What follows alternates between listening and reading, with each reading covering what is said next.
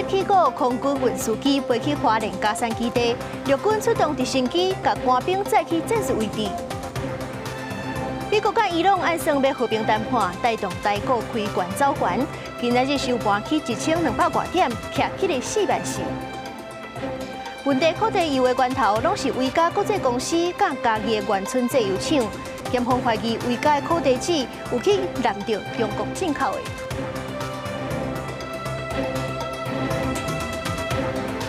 各位观众朋友，大家好，欢迎收看8月初5公司台记台 AM 新闻，我是苏眉。新闻头起先来看这汉光的42号演习，今仔日已经起过啊。空军的 C-130运输机，也有反向2型战机，拢已经飞去花莲的嘉山基地。因那陆军是出动运输直升机，也有乌鹰直升机，载官兵飞去战术位置。另外，也有这9条的部队，也拢会加入演习。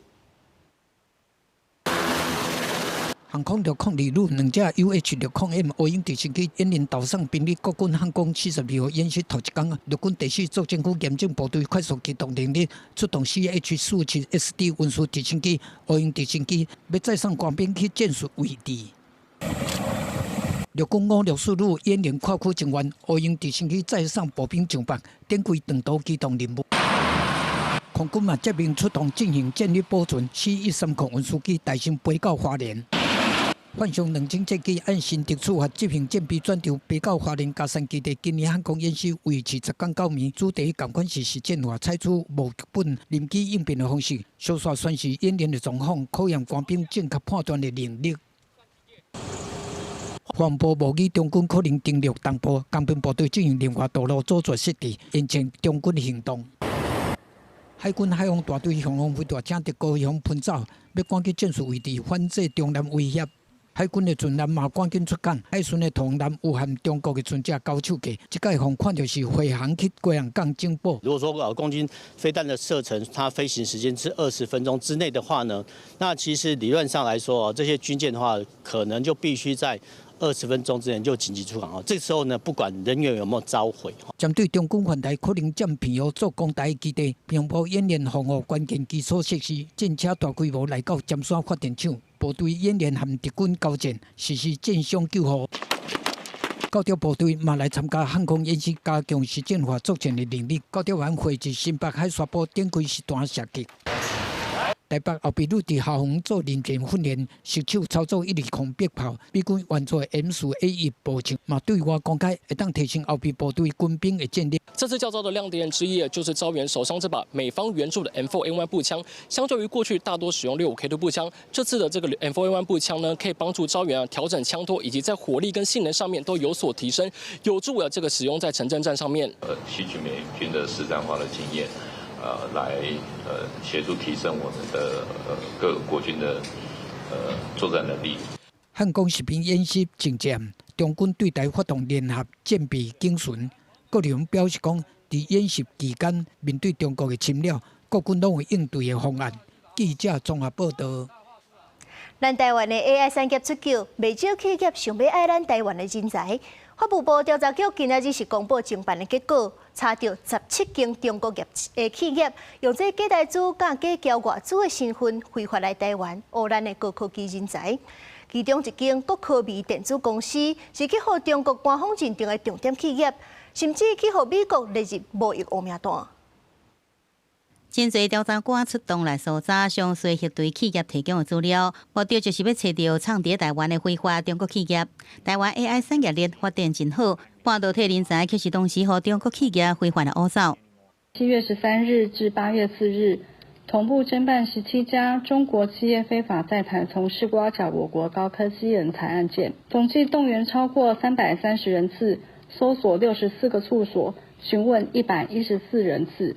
互查到企业总共17间，未少有名也是有这个官方背景，像是国科美电子股份有限公司，就是中国官方认定重点 IC 设计企业。第110年11月，和美方列入军事最终用户贸易污名单。要上海维安电子股份有限公司，伊原来就是国有科研院所，另外也有被列为中国国家工信部专精特新小巨人企业的深圳通瑞微电子，从第2摆查到。不是很单纯所谓一个人不见或一个工程师被吸收走的问题，关键性的人物，那他可能不是只有知道怎么做而已，他甚至知道这整个团队有哪些人，那甚至于说，那我今天做出来之后，我要怎么去验证这个东西？那当然不可避免就产生了这样子的一个国安的一个风险存在。对109年底开始，调查到上百件相关案例，大部分假税、假外资、假代资，也是无经过核准、事实据点来暗藏因的身份，结果用真悬的薪水讹人。专家分析，台湾人才价值包含特殊重要技术加产业链的人脉，是采用营业秘密法。营业秘密法呢，不论在罚金还是在刑期上面呢，都太轻微，无法遏制中国挖角台湾科技人才。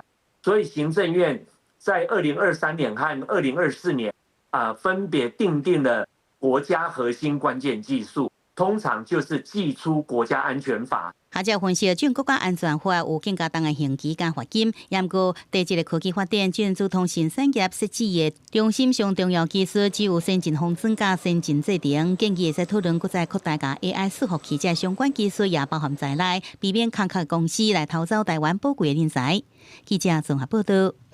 来看股市，美国甲伊朗按算要和平谈判，美股带动台股开悬走悬。今仔日收盘是44611点，起1250点，台票换美金嘛起1.32角。原来是国际油价部分，因为荷姆兹海峡有机会开放，要落落来。美战争出现好淡的希望，拜日美国四大指数收盘拢起，汇盘指数是大起6.55%，纳斯达克指数嘛起要3%，共无带动台股。结果开盘是跳空大起，开盘43809点，盘中上悬，阁到44980点，起超过1500点，尾盘收悬伫44611点，收复44000。尽管大港龙头台积电盘中上悬到2415块，收悬伫2405块，电子零组件。半导体和电脑相关，网络强势起嚟，反弹的幅度比较大，所以是造成市场这个心理比较紧张。韩国去杠杆化已经有了成效了。那这个美国这一方面呢，我们可以看到，不管是记忆体啊，或者是这个 AI 概念股呢，其实的表现都是相对的强势，还看不到什么很大的疑虑了。专家认为，市场伫经过顶礼拜的落侵了后，即马是出现反弹回稳的形，发展进入的态度是转向积极。不过，散户是出现解套了后的卖压。另外，附近的亚股同款是受到带动，日经指数收盘是起超过2300点，3.66%；韩国综合股价指数嘛起239点，3.76%。对荷姆斯海峡定起的基态嘛刺激国际油价回落，这条基态会当甲第二波的通膨压落去。油价回落首先可能会反映在这个 PPI， 那 PPI 接下来就是会反映有一段时间反映在 CPI， 那可能就是说会让这个联准会接下来的这种比较鹰派的升息的一些动作暂缓，也有可能因为接下来的一个突发的地缘政治紧张，它就要反弹。火车部分台票的汇率嘛，伫外资的烧钱回流，和美金走弱的带动之下，强势升达。结果台票换美金开盘是32.42块，升达2.7分，盘中阁到32.274块，总值是收伫32.315块，升达1.32角，高回升起。记者综合报道。诈骗的消息来看，一个姓刘的查甫人，讲伊是引进国外 OPEX 外汇投资方式。加上 AI 倒操盘投资，逐礼拜拢有红利通领，一年就当甲本金领回去。结果煞那像是鸟鼠仔会，年外就无钱通好投资人啊，非法共管走3000多万。姓刘的主嫌总是去互检方叫去问话，40万交保。看到镜头暗领随叫起来，甲面当中炸条条，这个姓刘的查甫人涉嫌主导一场骗局，甲伊姓詹的情某两个人拢去检调带回去，透明复审，原本拢用100万来交保，却因为保证金装袂着，尾保证金才降到40万。行出地检署，雄雄就举起来，手提卡网就对镜头安尼甲弹过。这位是涉案的姓陈的业务，问话了后50万交保，也毋过伊攻击一摆无够，佫想要攻击第二道。看这人那么嚣张，是不是？检方有陈的名单，也佫有这个姓王的公司，伊去用100万交保，啊毋过同款是装袂出钱，降保了后同款嘛是装袂着，上后壁是限制自己，甲过去大出手签约买车的模样，真正是一顿差高笑。感谢公司所有的后勤跟公司所有的主管高层举办了这个活动，让我可以得到Defender这个大奖，感谢我。北检测试约谈9个人到案，怀疑姓刘的主嫌等等的人，涉嫌对2023年开始对外喊讲对马来西亚引进 OPEC 新的投资外汇方案，伫台北、桃园也有台中等等的所在，定定咧举办说明会，甲人讲什么毛赚的，将投资金换做是美金，佮用 AI 演算法自动操作买卖。碰风讲会使每一礼拜拢领红利，啊若满一档就会使甲本金领回去，年化报酬率上悬134%，也毋过才过一档外。就传出讲，红利本金付袂出来，初步算的非法吸金超过3000万，专案依照军行法，也阁有加重诈欺来侦办。你有看过你女朋友吗？还没。对啊，你那个叫诈骗的啦。过来看另外一个诈骗的案件，这是一个61岁的查甫人，伫网络顶甲人交朋友去方便甲恁弄死，险险啊甲金融卡交出来。加在台北市的警察接到报案了后，马上赶到现场来甲主动来甲考劝，才无互变做是诈骗的人头考责。记者综合报道。中国公布人民出入境的新规定，除了管制因中国人出境，去中国的旅客，中国海关嘛当要求检查你的手机啊。按算是9月中就会实施。陆委会主委邱世正是警告讲，咱台湾人若是要去中国，恐惊风险会愈悬。另外，两间学生的交流，有监察委员是发觉讲，无通报的状况真严重。陆委会就表示讲，这中国统战的目标愈来愈少年，会加强分辨统战的能力。中共当局7月底公布国务院关于出境入境管理的规定，以维护国家主权、安全甲发展利益为理由，大幅扩张人民出入境的管理。陆委会主委示警，新规定是甲原底就有的管制明文化，台湾民众到中国恐惊会面临更加严重的人身安全风险。禁止你出境，就禁止你出境，没有法定的要件，没有清楚的法律规范。条文规定，中国公民若是伫海外做互人认定有危害国安，还是离境活动，返来中国了后，当局就会当禁止3天内搁再离境。当然，旅客出境的时，海关有权力问原因，甚至要求检查手机啊、电话的电子数据。民进党立委苏巧慧认为，中国已经明显进入维持稳定大过一切的状态。话讲，陆委会应该对咱国的国民有更加全面的宣导。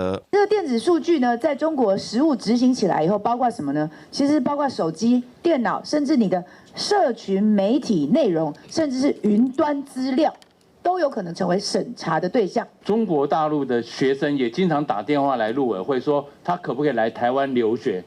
但是你们的出入境管制就是不让他来。这次公布的入出境的新规，它也是说在既有的钳制人民的这些手段上，加上一个法制化的外衣。中国最近继续透过各项科学研究、在地比赛等等的手法，吸引台湾青少年学生到中国交流。不过，为人数来看，是侪过中国学生来台湾，除了无平衡以外，劳保的情形嘛真严重。陆委会表示，会继续会同教育部强化识图教育。现在到底有多少的学生，或者是多少的学校没有通报的数量，你没有掌握吗？由于教育部主管机关他比较常去做宣导。现在通报量比较多了，在这个情况当中，他有说要推动大陆的视读教育。那大陆的视读教育它的范围多大？去之前要先读完这笔视读教育，他有然后才可以去大陆做交流会比较适合不要说人家就是类似像看统战行程，统战的爱国基地。目前两华直航有15个定期航点，甲13个包机的航点。立委张志伦反映有台商希望增加，解决来往民众搭伫小三通的状况。陆委会主委回应，目前航空业者无稳定，嘛透露咱国的直航业者一直咧申请增加往上海的航班，不过无得到对方的回应。记者综合报道。地方消息来看，顶个月屏东的槟榔工业区做乌这款金属的公司的董事长死伫咧厝。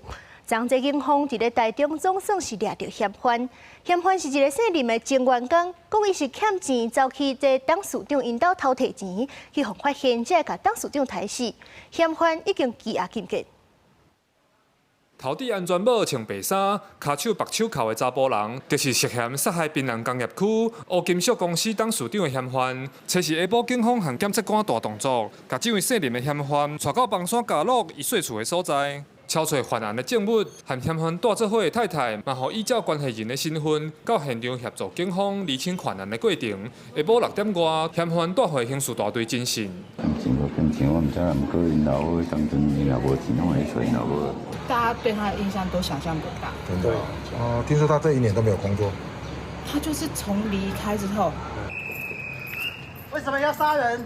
是为了钱吗？顶个月2时，乌金属公司姓黄的董事长，互后生发现死伫邦寮太湾村的厝内，因为厝内监视器拢故障，调查有难度。警方是过滤邦寮过6000支的路口监视器和死者的通信记录。经过10多天，锁定公司这名34岁姓林的前员工，伊因为欠钱用，到董事长厝内想要偷体，结果互发现，才甲董事长拍死。警方伫台中找到嫌犯时，嫌犯嘛承认犯案。对于犯罪现场也多次重返勘查。另外，我们清查被害人交往的对象及公司的离职员工与保全人员数百人，陆续前往被告林男位在台中市以及屏东县的住处，依法执行搜索。检察官也亲赴屏东县住处履勘，并指挥专案小组采集唯一基证，查扣涉案的物证。专案经过检方透明审问了后，认定姓林的查甫人涉嫌强盗、杀人等罪嫌重大，有落跑、掩灭证据和串通证人疑虑。初5早起法院裁定，把这名姓林的嫌犯羁押禁见。记者柯明哲屏东报道。来看一则恐怖消息，对比安这画面当中，咱仍然看到是桃园有2个民众骑乌托邦，经过大园中正东路，煞去互这垂落来伫咧涂骹的电线去交着暗棍，2个人拢摔倒累残，加在拢无性命危险。桃园大园的中正东路半暝是暗暝末，经由后壁车的行车记录器画面，因看到头前2个少年查某囡仔。正伫骑机车，骑无偌久，2个人竟然拢摔车跋倒，令高，看起来真惊险。经消接报了后，赶紧甲人送病院。警方获报后立即派员到场处理，并通知台电人员到场维护。2名骑士均受伤送医，经实施9测值均为0。经过一个调查，2个人是互落伫涂骹即电线甲暗棍交掉咧，造成摔车受伤。附近民众是讲，案发进前台电人员坐摆来维修，结果就发生这个事故。警方是通知台电人员进来，甲落去的电线架掉提走。在那边弄了也好几个小时，然后他又开电又爆，又开电又爆，然后第3次好像一台车来这边，不知道怎么弄的，离开不到20分钟。又爆一下下而已，就摩托车就滑垒了。人员也在立即在现场就有把这个断掉的这个电线拆除，并且更换线径比较大的这个线路，来维持我们的用电安全。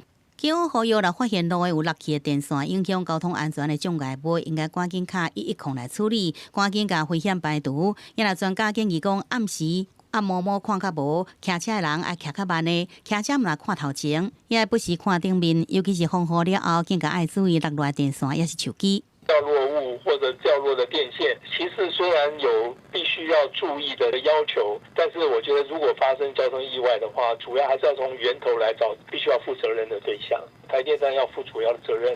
专家讲，除了呼吁骑车的人爱提高警觉，较细腻的，更加要求台电应该做好电线的维护，对源头避免相关的事故发生。记者综合报道。7月初，有民众在等车红灯的时阵，发现讲头前的公寓有物件落落来，我过看竟然是一只狗仔。新北市的动保处去查，这主人讲伊是甲狗仔饲伫咧楼尾顶，可能是因为单位讲狗仔会惊死过重，才摔死。动保处认定讲安尼是违法的，甲主人罚万5。这个车差尾暗6点外，民众赛车经过树林啊中山路，伫停红灯的时阵，发现较远的所在有一个公寓，敢若有啥物物件落落来，赶紧去看，竟然是狗仔，准是讲狗仔防苦毒。通报新北市动保处调查了后，是将饲主甲狗仔饲伫因兜厝顶的露台，狗仔敢若互单位讲惊到，顺头起来的物件对顶原背，因捅出来，老房行几10公尺，结果不幸摔落来。事主为妥善维护饲养环境及做好安全防护，依据动保法裁处15000元罚款。受访的槟榔党的厝边讲，事发的时阵伊无伫现场，但是看到狗仔上尾摔落来是落伫个乌托邦边啊。伊讲狗仔是饲主领养的，其实是真疼惜，但是伊做工课早出去，真暗才转来，这个狗仔暂时放伫厝顶，这是狗仔进前嘛捌摔落来受伤。原来他就掉在那，就是掉下来，就是他们的那个帐篷就掉下来，有受伤啦。后来过2天就从这里掉下来了，就这样子。所以不是第一次掉下来哦。对呀。动保团体讲，这个案例会当看出饲主的责任爱加强，除了甲狗仔饲伫厝顶，有晒日头压雨的风险。另外，狗仔的听觉是比人类较赖，有会听到单位讲的声会惊到，也是有激烈的反应。饲主应该好好去了解这行为，做好防护。以狗来说，它可以听到比人类更高频率跟更细微的声音。要知道，生活当中所有会对动物造成刺激跟危险的事情，那作为一个负责任的饲主，就是应该要去做好这些防护。新北市动保处提醒饲主，若是住伫关老站有露台的所在，应该好好来设置防护网，也是围栏这安全设施，避免狗仔、猫仔因为风惊到，也是好奇被气的结果发生摔落来以外，饲宠物唔爱提供基本的照护，更较应该爱排除潜在的危险。记者综合报道。台南的市昆新海堤公园今仔日中昼火烧，这导火是火烧的蚵仔病。渔港所是表示讲，进前就捌有人因为要扣岸线迄个偷放火，这回敢又阁是有人来放火，会赶紧来查。红红的大火一直烧，清出来乌烟，就连几落公里远的所在嘛拢看现现。台南市消防局晚到11点外接到通报，讲市昆新海堤公园火烧，消防到位一看，发现导火是蹲伫海埔等要回收处理的蚵仔粿，因为天气热，海风骨头附近水源不足，到下晡4点外也搁伫烧。消防干来当先救水线，莫互火愈传愈快。因为现场的水源比较匮乏，我们建立起循环式供水。那我们目前要赶快将火势扑灭，然后减少空气上的污染。之前类似有人要去那个收它下面的一些铁丝，有去做这个纵火的行为。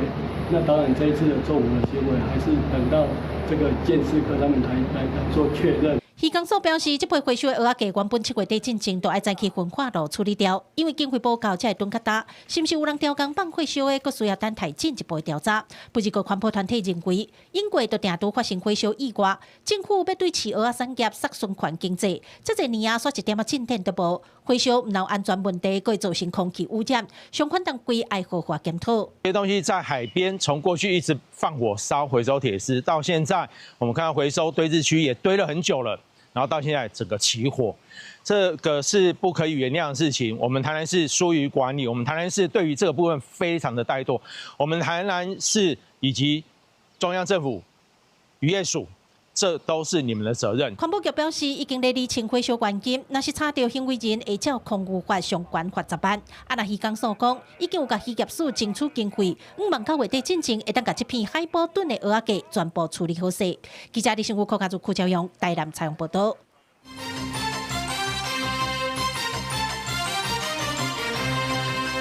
永丰有成机委外生产的烤地油，也有高氧酸甲停泊的烤地油，拢验出苯并芘超过标准。源头拢是维嘉国际公司甲家己的原村制油厂。检方是怀疑讲，这维嘉买的烤地纸，讲是台湾生产的，毋过煞是有可能有南中国进口的。后续因阁甲这个原料交互原村代工。所以讲，这阵是甲这维嘉生蛋的采购人员，也有生蛋的中盘商，拢去互检方升压检检。伫无啊排卡榜，维嘉国际四度实际负责人互检调约谈透明核审了后，100万块交保，现金的定期负责人是50万块交保。今日地检署面一直查调咧，维嘉四单的采购人员先后升压检检4串采购是30万块交保。看到镜头伫咧翕紧用物件查面，采买四单的中间商相关互升压检检，北检测试出动7罪人搜查，甲5个人带转来对查烤地油10万的风波。就是这款永丰有委外制作所卖的在地金花小谷烤地油，经验出苯偏比超过标准，经过业者自主通报才逼出来。所来市面的高氧酸加停泊烤地油，也发现有各样问题油的源头拢去向维嘉公司加家己的原村制油厂。北检怀疑维嘉公司采买国产在地原料，实际上敢若是有进口中国烤地纸来冒充的。结果互原村代工来生产，做按依照宪法早起虚假标记这方向来侦办。那北检有动作，加减到一天也分做真侪路所查，原村制油厂梅山地油生产合作社这所在，早考进回单据，约谈业者4、5兄弟，审问了后先请回，会继续调查烤地油验出苯偏比原因，也个是毋是牵涉知影无通报这疑点。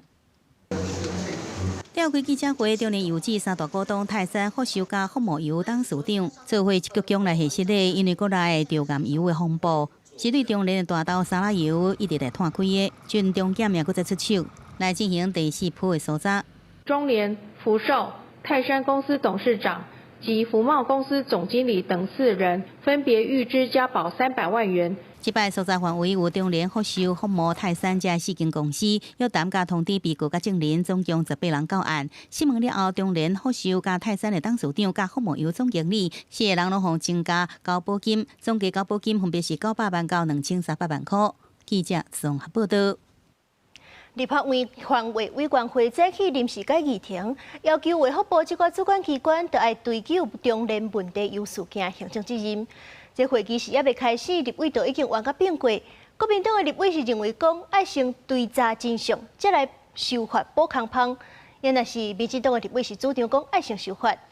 另外，个这问题有落价20%的标准也引起争议。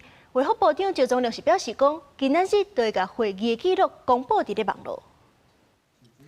会议还未开始，立法院卫环委员会就吵未停，调亚立委轮流登记要讲话，因为国民党招调委罗冠1切5暂时临时变更议程，要求中央就中联地监油事件看白假案追问新政做行政救济，并且专案报告。不过，民进党立委是主张先来审查食安修法，反对政治操作。这些无良的官员护航包庇，该查办就查办，该下台就下台，不要只挑中央来写政治标题，否则这就不是厘清实案责任，而是先选定了攻击对象，再用委员会的议程来配合政治操作。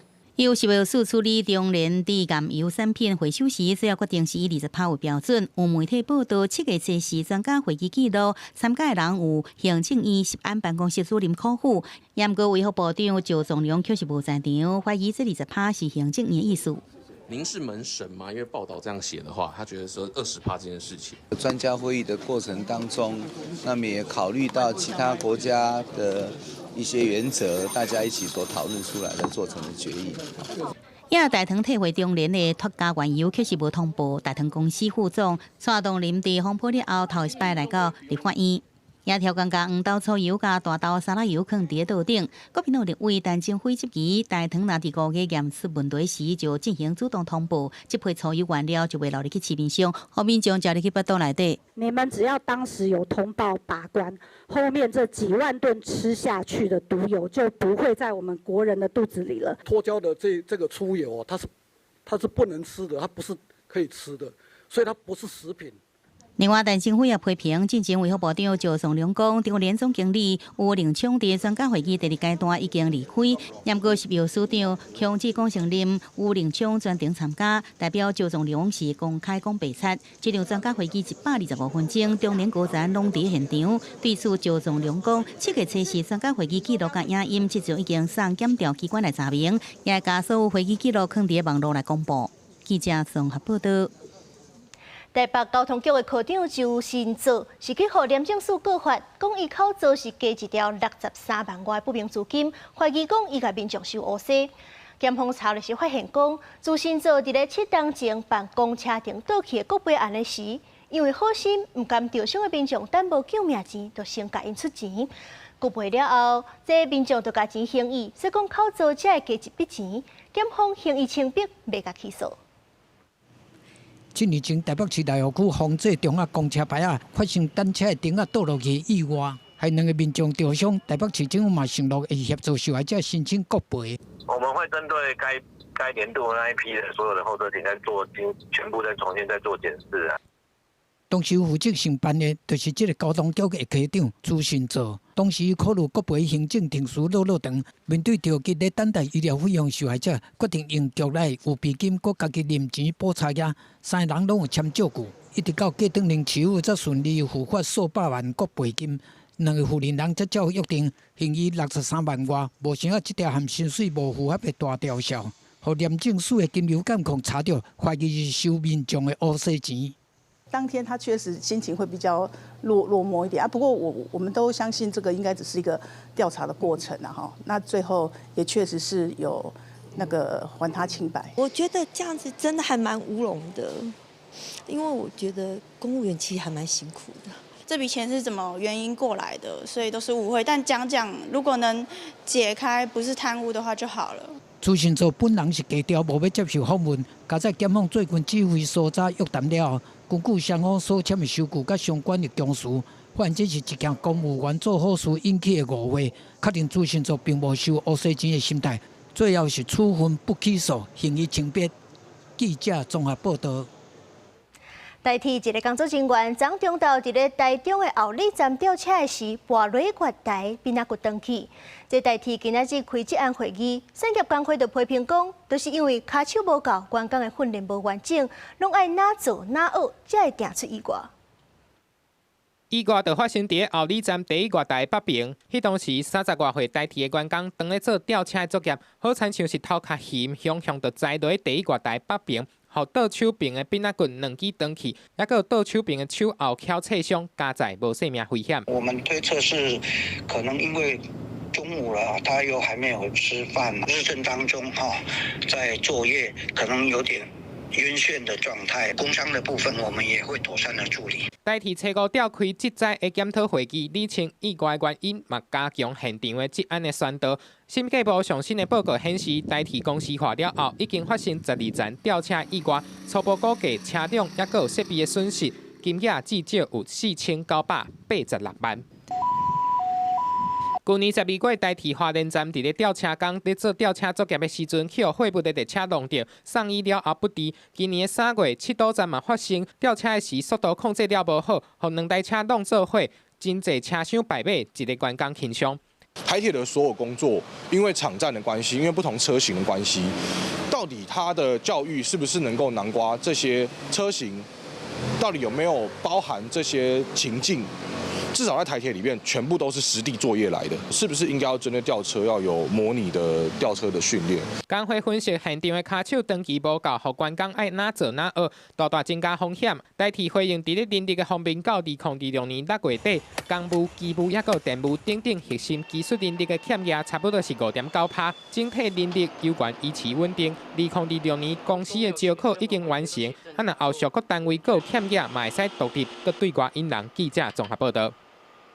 地方消息来看，有民众是带囡仔去中华园林的厨房公园佚佗，这支头前烟就甲设施拍甲烧烫烫，囡仔手就烫甲碰趴。公司是讲，因会搁打告示来提醒。囡仔人的手着伤，膏药啊包起来。有民众伫网络社群答文表示，带囡仔去中华园林的厨房公园佚佗，结果囡仔的手无细腻，去互铁棒烫着伤。实际来到公园，用铁棒做的厨房设施，伫大日头骹有影拍甲烧烫烫。其他民众嘛认为，确实有危险性。天气热啊，迄个烫伤的，迄个好，一寡烫金属的物件会发热啊。日头啊，灭着迄。气拢拍甲碰拍，安尼大人嘛会碰拍，个囡仔迄家己爱注意啦。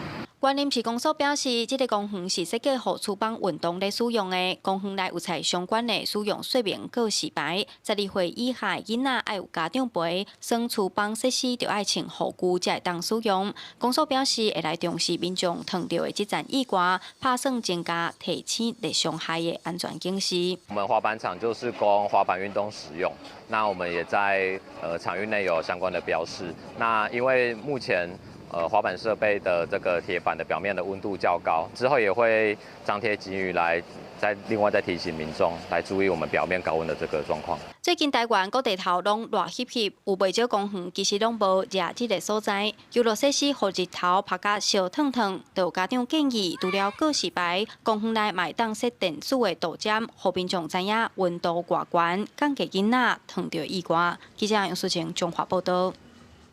高雄的三滨运动中心8月初一打开幕，初4才第4天，就有民众翕到游泳池的水变甲落落。这业者暂时已经赶紧关门处理。高雄的文化局也表示讲，未来的分时段管制人数。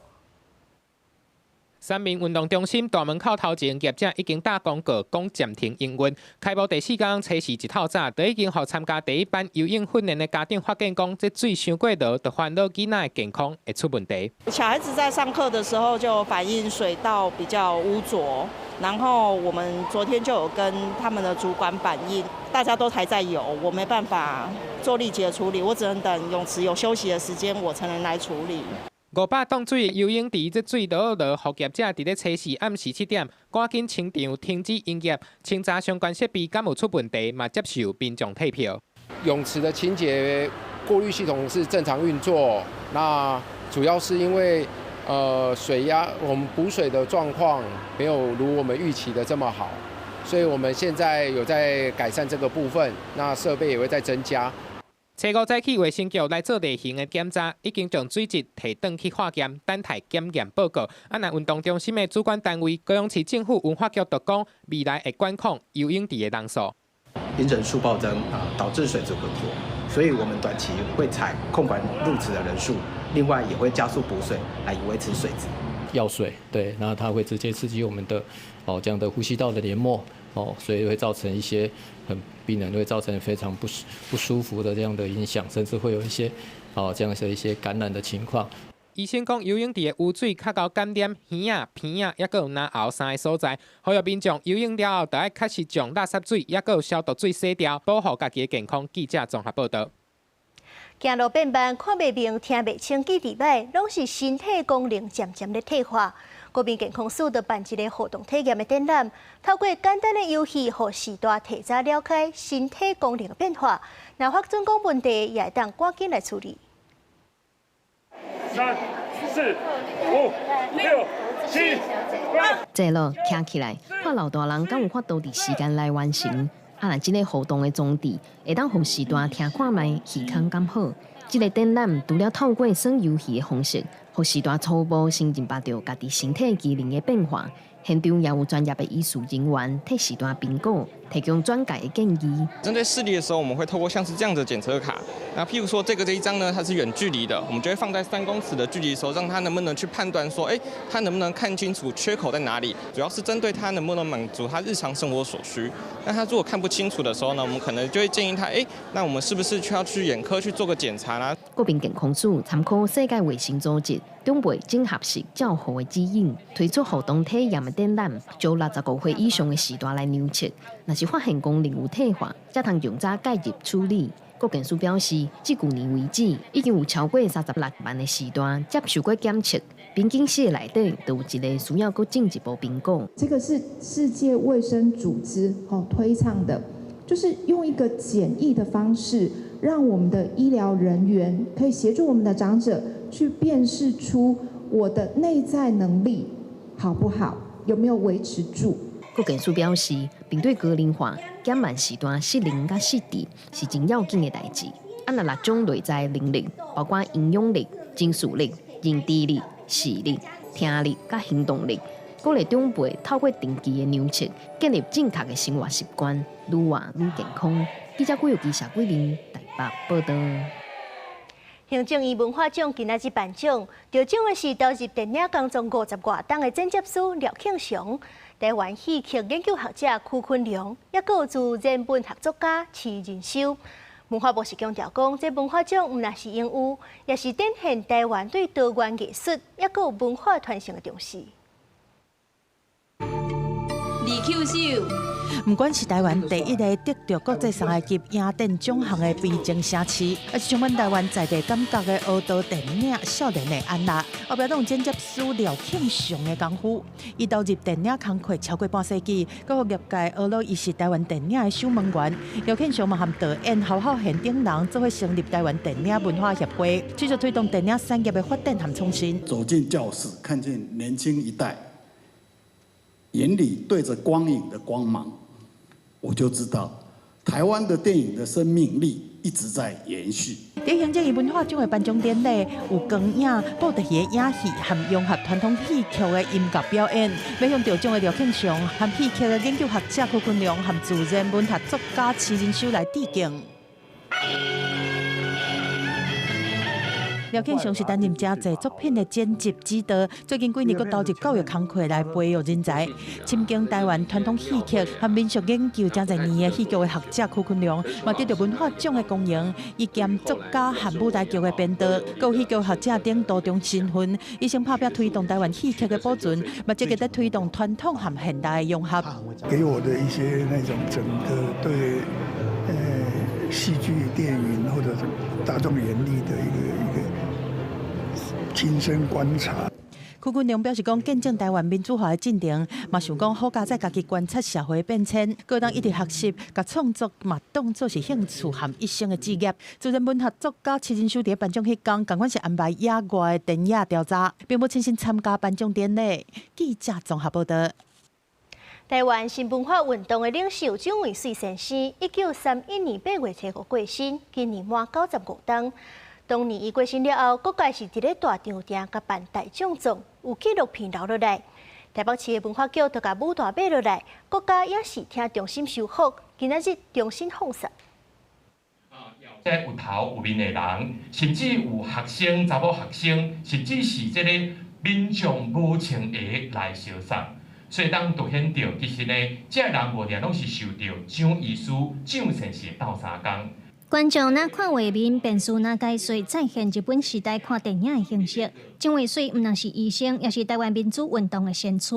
伊伫1931年8月7日病逝，这是当时翕的蒋渭水大奖状纪录片。在蒋渭水过身满95年，即天公开修复成果。蒋渭水的孙仔蒋兆金先生表示，看到过去有5000人毋惊日本警察的威胁来送别，真感动，嘛认为这是重要的文物，应当爱有较全的设备来典藏。1931年渭水先生过往了后，其实台湾的这个社会运动就去予日本政府规个拢解散去啊，会使讲是台湾之宝啦。那应该是讲爱有一个恒温恒湿的这个设备，来甲典藏。蒋渭水在生的时积极参与社会运动，关照劳苦大众，抵抗日本威权统治。张兆金表示，蒋渭水过身18天后，总理委员会甲各界在台北大场顶为伊办大奖状，这是一场社会运动家的告别式，嘛是台湾民众党的党章。纪录片当时，互日本政府禁止放送，然后20年前才出土，由台北市文化局甲舞台买落来，今麦由国家影视厅重新修复。5000外的勇敢的台湾人行出来参加这场大奖状，你爱注意讲，这个背后是80外的日本警察，点样干死，你知无？迄是偌勇敢的。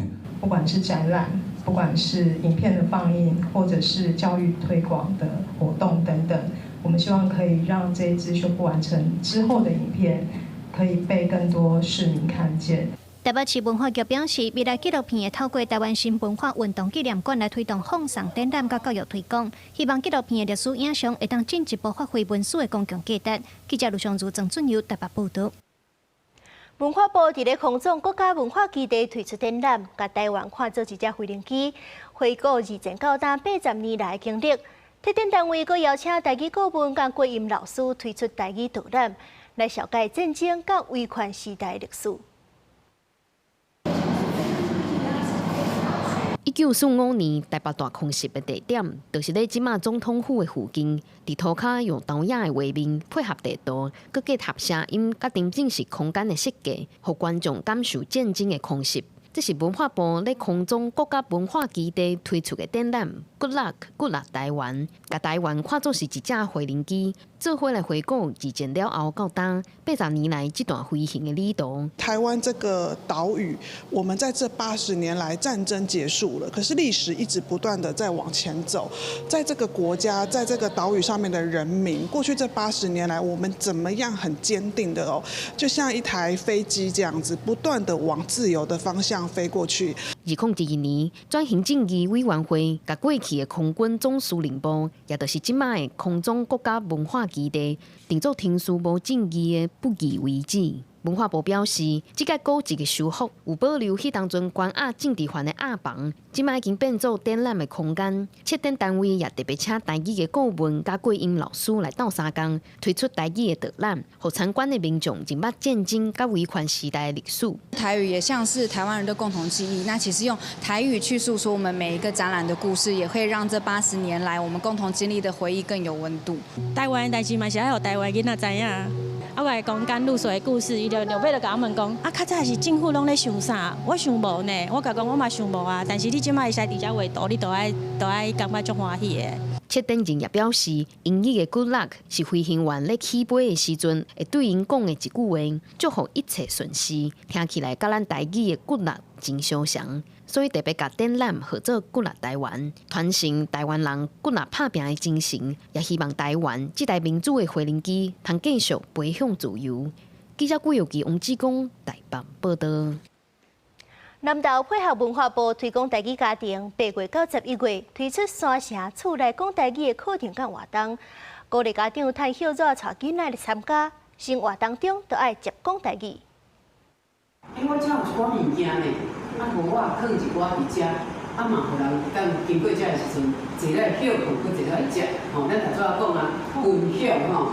台语作家陈秀基老师摕着大包小包，今日要来教室，嘛展开着纸演戏的道具。卡米时代用伊来开场讲故事，配合着文化部推广台语家庭的计划，南投县的文化局嘛推出三城厝内讲台语的活动，包括亲子讲古、台语剧合团、大人台语班，搁歇热营队等等，吸引着大人囡仔做伙来参加。你是安怎要来遮听故事？讲台语，因为阮伫厝的时阵，阿公甲阿嬷甲因讲话，拢会自动变成国语。来遮学安尼，大家练习，较有这个机会，甲这个话讲出来安尼。阮这个年代啊，拢一定爱讲国语嘛，无讲国语就会互罚钱。所以即摆想讲来接受这个台语啊，台语来发扬光大安尼就对。南投县文化局表示，希望透过活动，鼓励民众伫厝内生活中自然来讲台语。台语老师嘛希望有搁较侪人会当加入台语的家庭。阮对7月到11月总共有750点钟的课程，然后希望讲会当有专关啊，会当有980户的台语家庭会当来参与。成为简单的语词，生活中直接教学。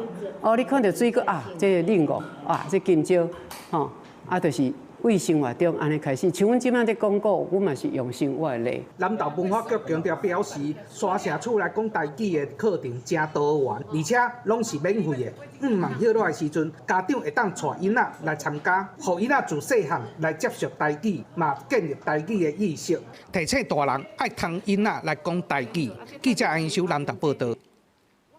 台南东区戏修艺术馆今仔日开幕，市政府是开卖1200万翻修历史建筑，交予对台南起家有8档历史的明华园戏剧总团负责营运，或者正做推广传统戏剧甲文化教育的基地。人西拍头顶，佮有新歌威含天都万岁做开馆献礼，气氛闹彩彩。这是台南的戏修艺术馆，初五开馆，在各界贵宾的见证之下，正式启用。市府投入1200万做整建，委托1929年在台南创团，特别100年的明华园戏剧总团来经营。馆内唔但展示因一路行来的珍贵历史资料，开幕当天，佮加由孙翠凤老师亲身带大家导览。因讲未来者会以展演、教育、体验做重点。好啊，可以啊，带动这个地方啊。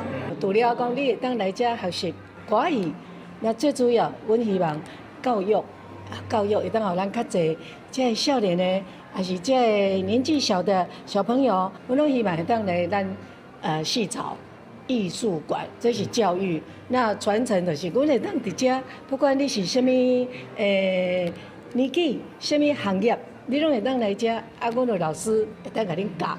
为了推动歌戏的保存甲发展，文化部最近打伫高雄开幕台湾歌戏中心。这阵伊嘛正肯定台南戏修艺术馆是全国唯一以地方文化馆做主题的歌戏基地。文化部讲，歌戏是台湾本土的戏种，未来除了会继续设歌戏上大型的计划，卖补贴相关经费来支持民间团体营运，建立完整的传统戏剧传承。文化部会用咱文化馆的经费，或者是讲阮即嘛咧推送百大文化基地，这两方面的经费来继续推送咱这个艺术馆的经营。由历史建筑改变做戏剧艺术馆，5月起营运，立即真侪人娱乐。滨华园戏剧总团经过8年历史，将基尾搁转来起家厝，以民间戏剧的力量来回报观众对因的疼惜。记者从台南采访报道。飞机看煞，咱换来看火箭。台湾时间初5下晡2点35，猎鹰9号的第20火箭是去弄到月球的表面，有几了10公里远就青铜的鹰眼甲碎片飞起来。科学家是当咧观察这块碎片，分析因的身份。这要弄到月球的猎鹰号火箭是2005年1月升空的，在稳定了月球的无人探测器，照过去的惯例，猎鹰9号火箭升空了后，一定的时间内，第1节的火箭会脱离，而且转来地球；第2节的火箭会照太空舱、卫星也是探测器飞去设定的轨道。As you all see on the webcast, the first stage returns to Earth, but the second stage we need to appropriately dispose of. So for low Earth orbit missions, we nominally would perform a burn or a maneuver to demise the second stage to appropriately deorbit that stage. But for high energy missions, we need to perform a different maneuver. 科学家的意思是，这个火箭甲探测器送去月球的轨道了后，第2节离地球伤远，无法度就转去大气层，互伊家己小气，是互伊伫无妨碍未来太空飞行的条件之下，变作太空本素。但是受到太阳、地球和月球三方的动力限制，这个当4动的废弃金属是落入去月球的动力限制，结果弄向月球的表面。公司新闻7家人编译。天气报你知，做伙来看卖。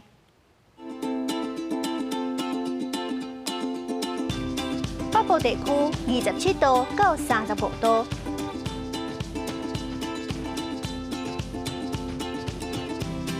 中部地区26度到35度，南部地区26度到35度，东部地区26度到35度。外岛地区26度到33度。感谢你收看今仔日的 AM 新闻，我是苏眉，咱明仔载同一个时间再会。